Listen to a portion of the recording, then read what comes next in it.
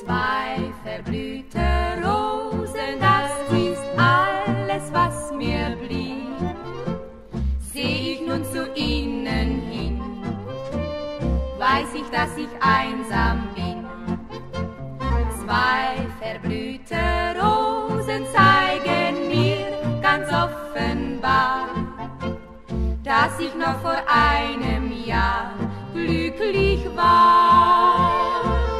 Ich tat die Rosen in ein Buch, um sie zu pressen. Ich kann ihn nicht vergessen, den ich so geliebt. Zwei verblühte Rosen, das ist alles, was ich hab. Das blieb von dem großen Glück mir zurück.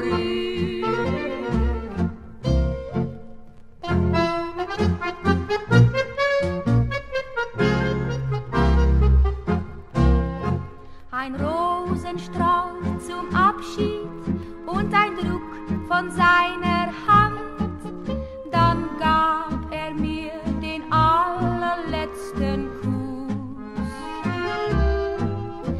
Er musste wieder weiter in ein fernes, fremdes Land, und darum war mit unserer Liebe Schluss. Zwei verblühte Rosen, das ist alles, was mir blieb. Seh ich nun zu ihnen hin, weiß ich, dass ich einsam bin.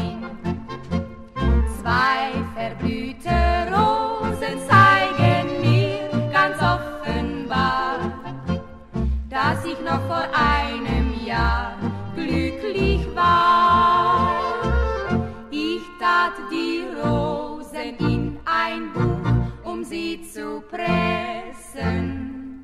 Ich kann ihn nicht vergessen, den ich so geliebt. Zwei verblühte